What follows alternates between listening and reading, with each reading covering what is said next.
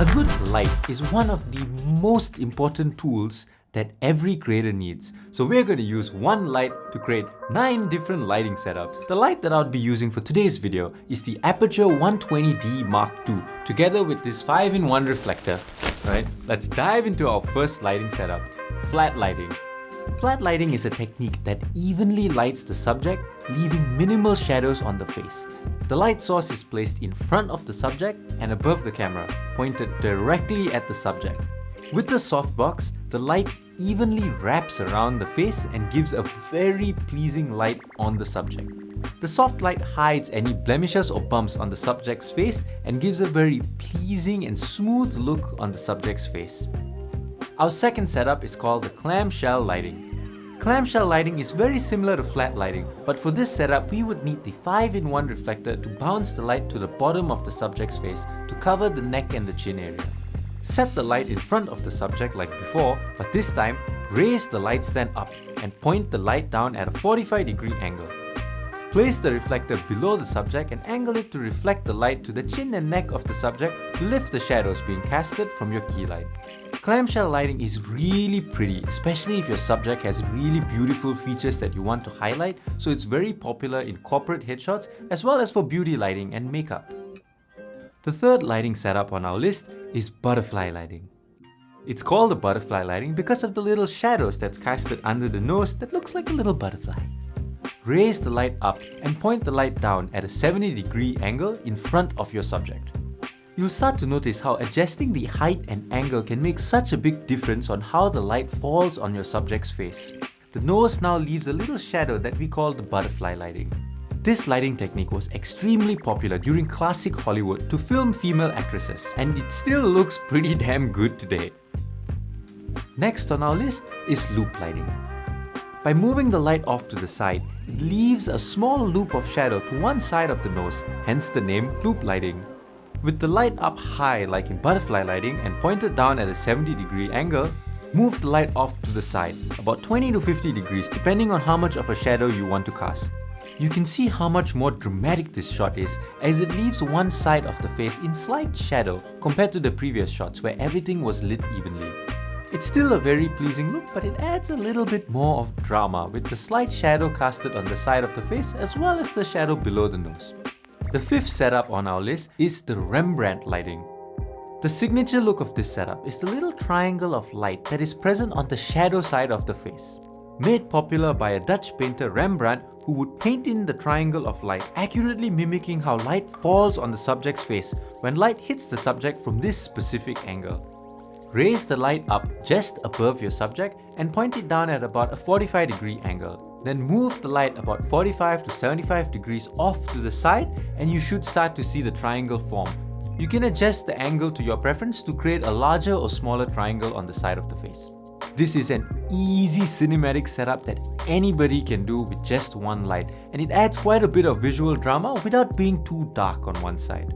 Next, we have one of the more dramatic lighting setups that you can do with one light, and that is split lighting.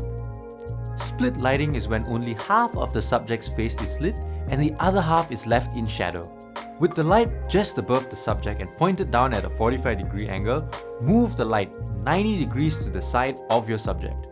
It's a very dramatic setup that suggests a duality to the personality of your subject. You can also use the reflector on the opposite side to bring in some light to adjust for a look that you like. You can even remove the softbox and use hard light to make this shot even more dramatic. The next setup on our list is top-down lighting. Very popular in interrogation scenes and made extremely popular by Godfather, top-down lighting is when the light is directly above the subject.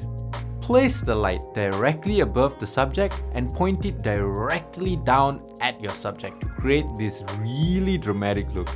It leaves the eyes in shadow as well as below the head, creating a lot of visual drama and is a very suggestive lighting setup that you can do for darker characters with darker intentions. You can play around with hard lighting as well or fog up the room to make it look even more dramatic with light rays falling from the sky. Or the light technically, since it's just above. The next lighting setup that we have is the kicker plus reflector.